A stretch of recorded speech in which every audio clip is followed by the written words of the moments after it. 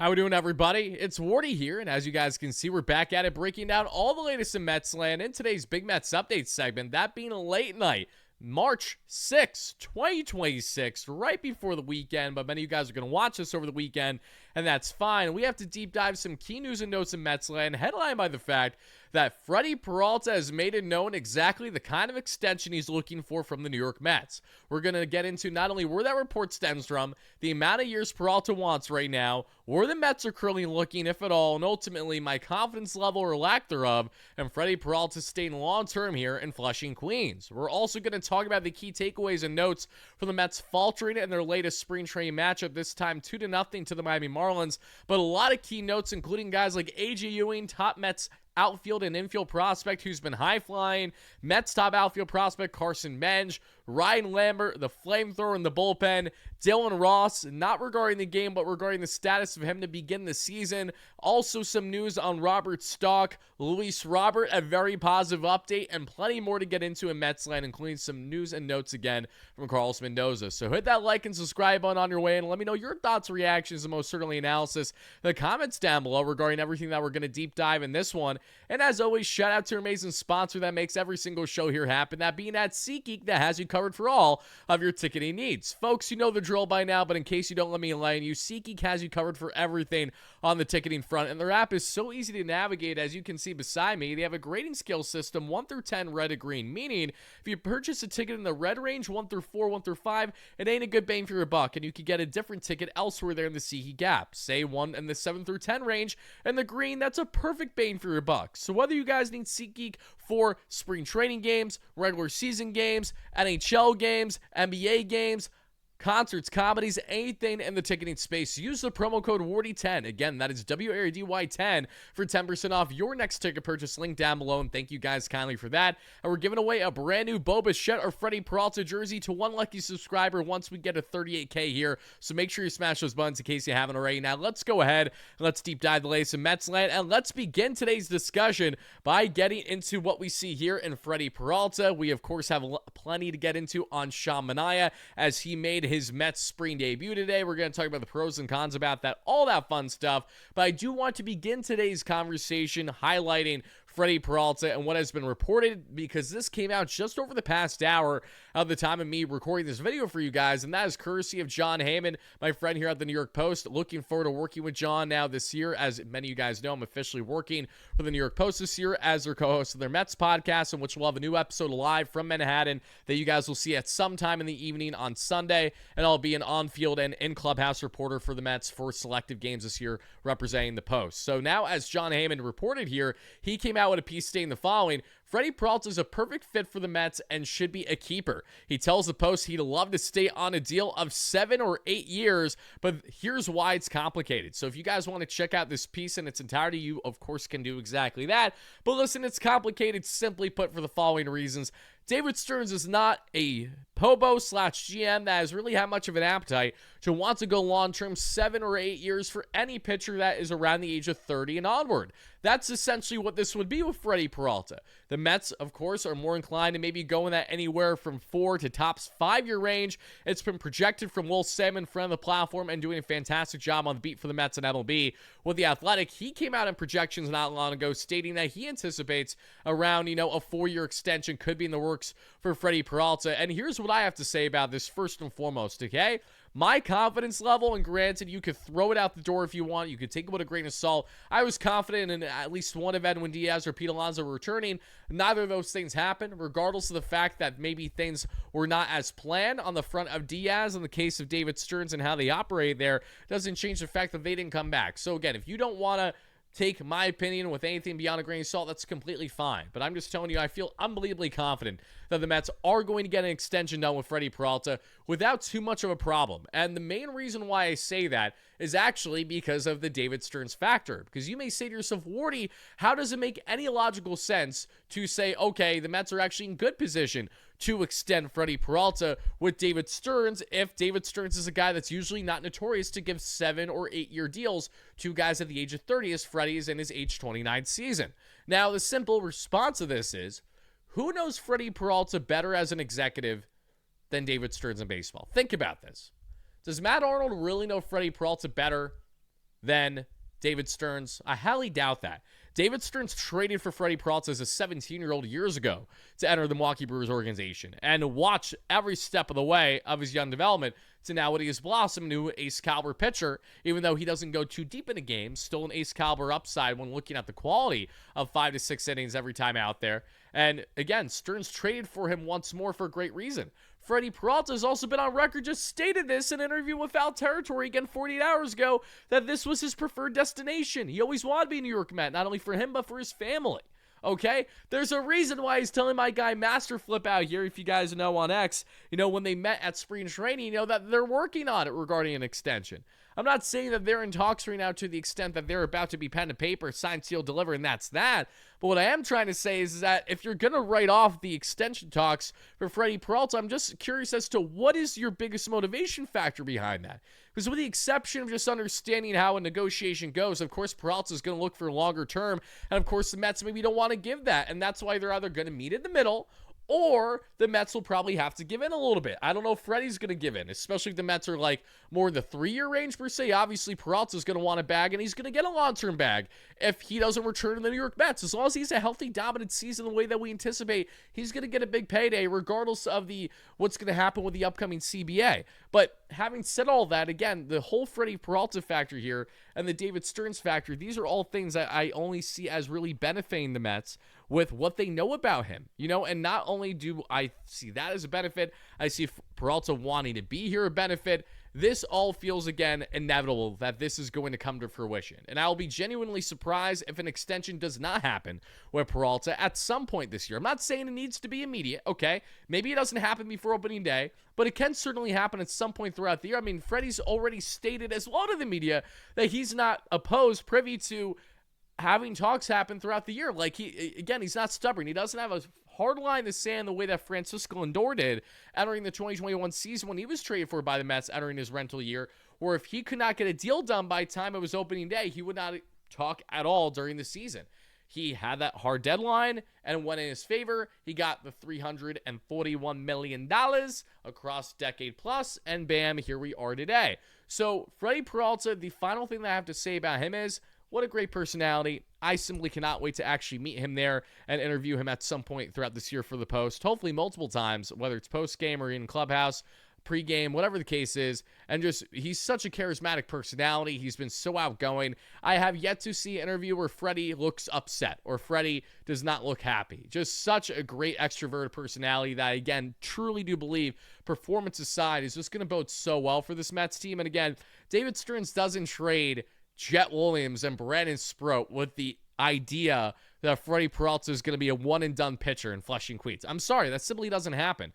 Doesn't mean that it's a guarantee that he's going to be extended, like you can put all your money on it.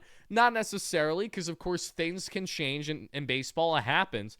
But there's a reason why I feel very comfortable and confident for everything that I just relayed to you. I would love to hear your thoughts in the comments down below, your confidence and comfort level regarding Freddie Peralta potentially returning here to, not returning, but rather staying long-term with the New York Mets. Because now as we go on from talking about Freddie, everybody, let's get into our next topic in this one, and let's go ahead and deep dive what we saw from Sean Manaea today. So shout out Pitch Profiler here. We appreciate them greatly.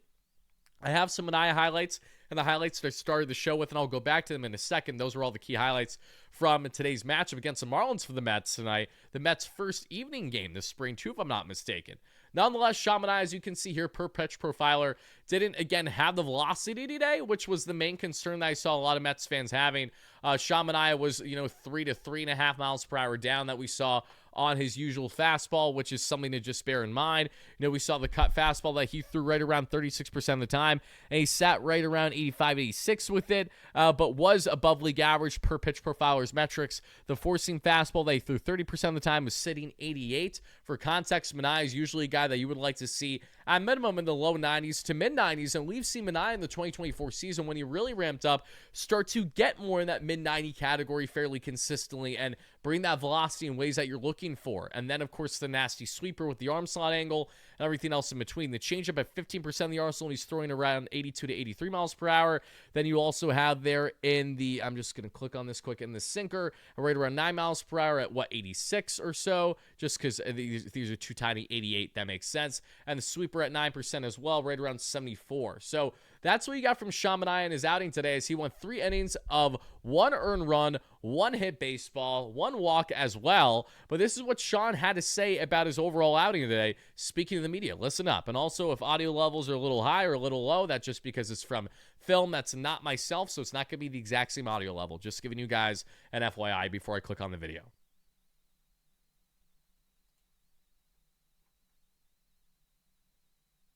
How'd you feel out there? I felt good.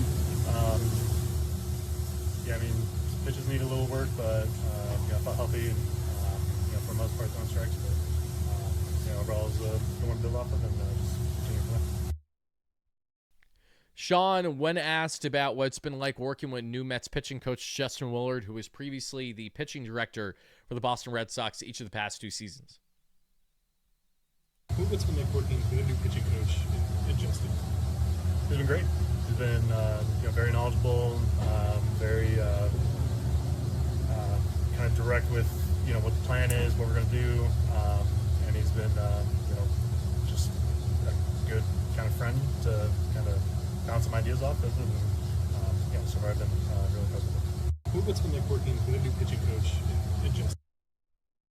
So as Sean stated, again, he's been very knowledgeable, very difficult with what the plan is. Not very direct, rather, with what the plan is. That makes a lot more sense. I'd hope he's not being difficult, right? What we're going to do, and he's been a good friend to kind of bounce some ideas off of. So another thing we noticed with Justin right away, he made Sean go back to his arm slot angle in which he had his success in 2024 instead of having an even lower angle that caused him great issue in 2025. So God willing, Manaea can stay healthy. Obviously, you're not loving to see the lack of velocity today, but the reason why I'm not losing sleep over is because this is Manaea's first start of spring. He's not pitching 100% in the sense of giving like full absolute go the way that some other guys were today, more so out of the bullpen because they have, more insane stuff with velocity, and we'll get into that in the Ryan Lamberts of the world and the Dylan Rosses in a minute. But Sean Manaea is one of these guys where he needs to make sure that he just gets comfortable. Okay, that's the main thing for Sean, because he wasn't comfortable at any point last year. From spring training onward, all the injuries just derailed everything for him. So the fact that he did not get surgery on those loose bodies in his elbow has me fairly concerned, but I hope that with the ramp up and what they've been able to do to kind of make that be a non-issue, that he continues to state as he said, which he feels good, just trying to get locked in there and get everything going, and that naturally the velocity too will pick up throughout the remainder of spring as we get in the season. Is it a red flag right now? No. But is it something for us to keep an eye out for, given the fact that it is as low as it is, regardless of the fact that it's sprayed? Yes, because if we get to opening day and Sean Manaea is still sitting 88 on his four-seam fastball, we're going to have ourselves a problem, okay? Because I understand you may say, oh, it's just the beginning of the season. Give him time, sure. But, we've heard that song and dance one too many times, or one through that story, rather, of, just saying, okay, just give it some time. And then time passes and time passes and time passes, and things aren't properly addressed, and it's the same issue, or it gets worse, or something along those lines, okay? I want David Stearns to be very proactive this year in ways that he was not last year, should things go awry for top players, or a multitude of things happening at the same time, because that's what helped the Mets crash and burn last year, from Kodai Senga's injury to then Tyler McGill and Griffin Canning shortly after, and then Frankie Montas looking terrible after a month of rehab, and then really not doing much at the major league level, and then going down again for the next year with injury, and then Sean Manaea not looking good at all for the most part. He looks solid in some piggyback circumstances, but just can never get in a groove last season. So again, you guys let me know your thoughts about Sean down below, everybody. I appreciate that, because now let's go on and let's talk more about some of the key takeaways that we saw from today's game, and then we'll wrap up the show by talking a bit more on guys like Luis Robert, some exciting news on his front, as well as more regarding Robert Stock, who's been a huge standout early this spring for the Mets bullpen, or as kind of the swingman starter, but the news isn't as good as the Robert news. We'll expand on that here in a second. But let's go back to the highlights from today's game. There's Sean Manaea with his first strikeout of the outing against Miami that you guys can see, which is nice, so you guys can enjoy those little bit of highlights as I go ahead and break down AJ Ewing, stud muffin, Look at that catch. Love to see it, everybody. But let's begin by giving you guys just the overall rundown. The Mets did not get much of any offense going against Miami. And this one, unfortunately, just wasn't their night. And again, it's spring training games. They're 500 through 10. Who cares? They found themselves they actually had more hits, double the amount of hits as Miami. Miami only had 3 hits tonight, but they had 2 runs, whereas the Mets had 6 hits and no runs to show. The standouts offensively, everybody, will show you how the hitting lineup looked at the end, as well as what it began with, because this is how the ball game ended for the Mets. But how it began was with Marcus Semien that we saw there leading off at second base and did rip himself a nice single. He had himself a pair of strikeouts. But he's batting right around just under 300 with 900 OPS so far this spring. Hayden Sanger went 0 for 1 after him, coming in later in the game with a strikeout. Carson Bench getting the start in right field again. Mets top outfield prospect went 1 for 4 with an opposite field hit. He is batting .294 so far this spring. And Yohiro Savas came in right field later on and did not record a hit. Francisco Alvarez at catcher looked awesome today for Alvy. Had himself a pair of hits, 2 for 3, including a double that he absolutely smoked. He's batting 400 to over 1,000 OPS to begin spring training, so things you love to see there. And expand more on the velocity from that double there for Mr. Francisco Alvarez. Let's go ahead and double check this right now. That was 105, and Alvarez's single was the hardest hit baseball of the day at 108. So Alvarez just completely demolishing baseballs against John Kane and Michael Pearson, the respective pitchers today for the Miami Marlins. Beyond that, we would see then Nick Rosselli come in at second base and go over 1 with a strikeout. Ryan Clifford, Mets top first base prospect, got the start today in the 4-hole at first base, 0 for 3 with a strikeout. Trace Wilhoit, if that's how you say his name, or if I butchered it, I apologize. Also at first base, went 0 for 1. Tyrone Taylor got the start in center, went 0 for 3 with a strikeout. Matt Rudick came in 0 for 1 with a strikeout. A.J. Ewing, who I love that you guys saw in the highlights, not only got himself on base with a bloop and then a stolen second base. Mind you, he had over 70 stolen bases in the minor leagues last year.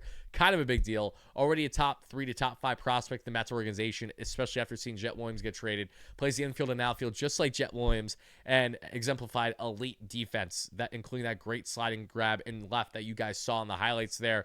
A.J. Ewing just stays red hot this spring. I'm loving everything about him. He's batting .364 with over 1,000 OPS. Guys, A.J. Ewing, I'm not saying that you need to buy into his spring training results, but between this and what he did in the minor leagues last year, again, not a matter of if he will potentially make his major league debut within the next calendar year, but when he does, okay? I do think that Ewing is going to play so good this year that he will force the Mets' hand where he will get a look at the major league level at some point. I'm not exactly sure when that'll be, but A.J. Ewing is really playing great baseball, and I anticipate this to continue big time, more consistently there, that we will see at the AAA level in 2026 for him. Beyond A.J. Ewing, who again looked fantastic there in left, going 0 for 1, and also had the strikeout. DeAndre Smith came in and went 0 for 1 with a strikeout. Austin Barnes at DH, batting 7th, went 0 for 2 with a walk and 2 strikeouts. Still batting a nice 400 with a 1,200 OPS so far this spring, including 3 doubles. Onyx Vega at DH, 0 for 1. Christian Arroyo at third base, 0 for 3. Nick LaRusso at third base did not get a hit. Vidal Brujan got himself a hit again. He's batting .333 with 800 OPS, who got the start at short. And then Yoni Hernandez came in and didn't get himself a hit or anything like that. So that's what you got from the Mets offense in this matchup. Nothing sexy. And then as we hop from the offense, let's get to the pitching, because this is where we have the standouts. Okay, we mentioned Sean Manaea already. We talked about Freddie Peralta extension talks. Now let's talk about the key pitching performances from this matchup, because it actually starts a bit with Craig Kimbrell. Craig Kimbrell had his first scoreless outing for the Mets this spring, if I'm not mistaken. He looked very solid this time. I think this was his 3rd or if not 4th spring outing thus far, but he was solid. 1 inning, 1 walk, 2 strikeouts, and now let's take a look at the velocity. I understand it's still early in the year, a lot more work to do, but the 4-seam he was still sitting right around 92 on, where you ideally want him closer to 94. The sweeper, he was right around 83, and the knuckle curve right around 82. So again, across the board, pretty much a couple ticks down from where you ideally want him to be at this point in his career. We'll see ultimately how long it takes a guy like Kimbrell to ramp up, and the Mets view him as a viable option the back end of the rotation to begin the season, because they made a move today, which may very well indicate exactly how they feel about Craig Kimbrell and some of these other veteran options. Devin Williams was fantastic, another scoreless outing for him. Did allow a walk, but also had a strikeout. D. Will was sitting right around 94 on the fastball, which is very much along the norm for him. changed up right around 84, which is slightly above usual. Slider was right around 86, and the cutter right around 87. So the cutter was down by a lot, but he also only threw it 6% of the time today. So again, I would take it with a grain of salt at this point. But he looked very good. And then you had Douglas Serlana come in, and he did a lot of walk, unfortunately. He's a guy that I hope blossoms at the triple level more this year. We had Jacques come in and pitch a scoreless inning for the Southpaw, and Ryan Lambert, everybody. That's a big story there. I have him in the highlights. I'll show you another scoreless outing for Ryan Lambert, everybody, who is just striking out everybody in the mother. What did Ryan Lambert do today? Oh, yeah, Ryan Lambert, another day where Ryan Lambert F's around and pitches to, what do we see? 99 plus on the gun. Ryan Lambert was the hardest thrower in this ball game. And just to give you guys an example on how much gas he was throwing, and I apologize for the SeatGeek pop-up from earlier, you're going to see in the highlights here in a second, but I just want you guys to pay attention to this for one simple second, okay? Look at all the Ryan Lamberts on Baseball Savant. Look, top velocity. All Ryan Lambert. All Ryan Lambert. It's all at the top. And then when we look at how hard he was throwing consistently, 99, 99, 99, 99, 98, 98, 98, 98, 97, 97, 97, 97. Looking really good, okay? Ryan Lambert, absolute flamethrower on the gun that we saw. And where did he sit with the four seam today? Yeah, he sat at 98. Slider sitting 85. Cutter sitting 86. Now, what's fascinating to break down about Ryan Lambert is that a revelation happened today that I was not anticipating, okay? And it's not that this is the biggest deal or that's the end of the world or anything like that, but just listen. The New York Mets officially assigned Dylan Ross to AAA Syracuse today. And that's notable for a couple reasons. One, Dylan Ross was officially on the Mets roster at the end of last season. Never pitched, but was on that roster and with the club in Miami when they ultimately lost that series. Or just didn't make playoffs. Secondly, Ross, flamethrower, looked great in AAA last year. Walks fluctuated for sure, but so did Ryan Lambert in AA, who also throws absolute gas. The difference, Lambert's not a big statured guy height-wise. Dylan Ross is, but they both throw insane velocity very similar to one another in that 99-100 echelon. So Dylan Ross getting sent down means that he will not be beginning the season with the New York Mets out of their bullpen. The Mets have already cut the cord with, basically, okay, we needed to give him in-game spring game action looks before making that decision. No, Dylan Ross hasn't even been in one single spring game yet for the Mets, technically. And what do we see happen? Oh, yeah, he's already now being officially sent down. So he will get in-game action this spring. You will see him. That will 100% happen. But what I'm trying to say here is that we thought we were going to at least see him get in some actual game action like Ryan Lambert is, and that isn't happening. So the Mets probably don't like something about him right now. I don't know what it is. Whether it's maybe the walk rate's a bit too inconsistent for them. They don't like the command to start spring. Maybe there's some underlying, issues there injury-wise, even though that I know that he has been pitching on the backfields. So I really don't know if that makes a whole lot of sense. But something that you could kind of connect the dots with is two key things. Well, three, really. First is Dylan Ross has his minor league options. He will be pitching the Mets bullpen this year. That's a guarantee, okay? And it might not be long after the season has started. Secondly, the Mets clearly would like to probably give a leash to their veteran options that if they do not make the team, may ask for a release and will probably be granted said release. Cough, cough, Craig Kimbrell, or someone like Aber Alzaway, for example. More of the veterans competing for those final bullpen spots. And then the third thing is the guy separate from Craig Kimbrell, doing the whole thing beside me, and that's Ryan Lambert, okay? If Ryan Lambert is getting these amount of looks early this spring and looking this good early this spring, the Mets may have themselves a bit of a forced hand situation, okay? Lambert was vital in helping what we saw in the Rumble Ponies won the AA championship last year as their closer. We know how valuable of an asset he is for this New York Mets team, and because we know how valuable Ryan Lambert is, that is exactly why I do think that, while I was not initially anticipating that straight to begin the season, he may actually have a true viable shot to make the bullpen. I said for the longest time, I think it's Dylan Ross's spot to lose. Well, he's lost it already for one reason or another. I don't know exactly what that reason is at this point in time. I'm sure we'll find out soon enough. If not, I'll find out myself when I'm actually there at Citi Field by the time we get to opening day and everything and reporting. But Ryan Lambert has looked so damn good so far this spring that you do have to wonder, should he keep this up and should this continue? he may really be a viable option for the Mets right out of the jump, and it wouldn't be shocking. The stuff is there. It's really good. Really, really good, okay? That fastball is no joke, but then you have the slider in the back pocket the way that he does. I mean, he can really bring the hammer down on you. So I'm excited. I think Ryan Lambert, if he can keep this up, the Mets may have the flame-throwing young, vibrant right-hander in their bullpen that I've been wanting to see, okay? Lambert's upside is so good that he has closer potential for the Mets as soon as this year. If things don't go as planned with Devin Williams, or Lambert just looks better and, say, an opportunity or two getting there, Carlos Mendoza is going to have a good problem on his hands to figure out throughout the course of the 2026 season. So I definitely want to hear from you guys in the comments down below, your thoughts on Ryan Lambert's continued success so far this spring. Like I said, he has been fantastic. If I take a look here, let me see if I can see his spring numbers. He had a 1.71 ERA in 39 games last year and 64 strikeouts. The whip was 1.29, and the walk rate was a little high, but still looking good. And then in spring training, again, very happy with what we've seen so far there.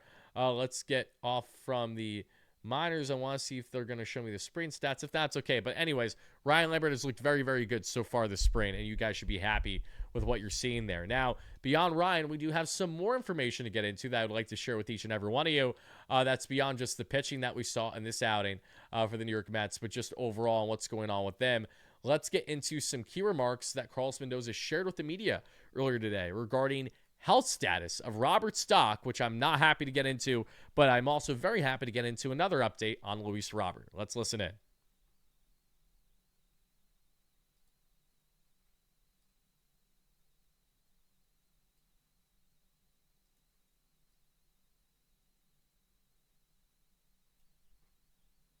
We're giving you guys an update on Robert Stock. After pitching for Team Israel, he reports some shoulder discomfort, so he will not be pitching for Team Israel. He's going to go through a series of tests today as we speak, MRI and things like that, and then we'll see what we're dealing with. I'll start.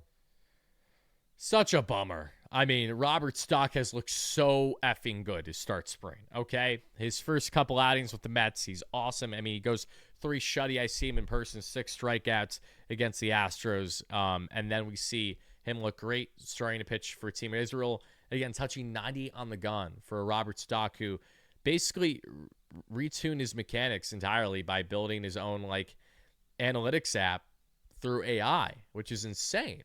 So he's a really cool story, and he's been in the Mets organization before, but he's been all over the place. He's 36 years of age, though, but the fact that he's having shoulder issues, not good. You just have to hope and pray that's nothing serious, just some inflammation. Maybe he needs to ice it, just take, a week or 2 off from, throwing as hard as he was, and then seeing if everything will be okay, because it could just be the fact that he's throwing so hard so early this year, and his body doesn't really know how to handle it. Again, he's throwing 98 already, and he's 36, who's not accustomed to throwing this velocity, nor is he, accustomed to throwing this velocity this early into the season. So, unfortunately, these are the ramifications. Because of it, this is what we get concerned by. We'll just wait and see what is next steps now, as Mendy has stated. But if Stock is healthy, keep an eye out. I've been telling you guys, put some stock in Robert Stock, because if he is healthy, and if this isn't too concerning, that's a great thing, because he really could be a viable option for the Mets in spurts throughout the year as a lawn man, as a swing man, or as a dominant multi-inning reliever. Again, the stuff plays, but we'll just see if he will play anytime soon. Now, let's get into some good news, and that's regarding Luis Robert. Luis Robert on the backfield continues to crush pitching there. Hit another homer today in a AAA game. Robert on Sunday. Was today Friday? Yeah, so he's every other day. So yes, another one on Sunday. And then after that, maybe you'll think about more elevating. Yeah, we'll get to the off day, which is Wednesday, and then we'll. Okay. Yeah, so right now I think the plan is for him to go every other day on the backfields, and then once we get past our off day here, if he continues to check boxes, there's a good chance we'll see him with us. So there you go, everybody. So as of now, Robert's going to continue to play on an every other day basis for these minor league games. And before you're asking why are they doing this, 40, it's because they're slowly ramping him up because they noticed things early in camp regarding his lower half strength that he could be doing a better job of working on. And the whole purpose is to make sure he can stay healthy and hopefully not sustain similar injuries that have derailed him each of the past 2 years on the consistency front for the White Sox and Southside. So Roberts looked great. He's hit homers literally every single game. Every single BP he's been a part of, obviously, facing live batters. He's smoked homers. Mendy said he thinks he smoked like 40 homers already. He's not even joking. Just hit another homer in their minor league game today. Love to see that from Luis Robert. I'm so excited to see him. He's so feast for famine. The ceiling versus floor is so interesting with a player like him. But if the Mets can get him closer to his ceiling, oh my God, they have a weapon. And Mendy knows damn well they have a weapon because he's raved about him a lot so far this spring that we have seen at this point. So you got to be encouraged about that, everybody. You also have to be encouraged about what Juan Soto is continuing to do this spring in the WBC. Soto got himself on base a couple times tonight with a couple hits and also had himself a walk in Team DR's dominant victory against Team Nicaragua and Mark Vientos.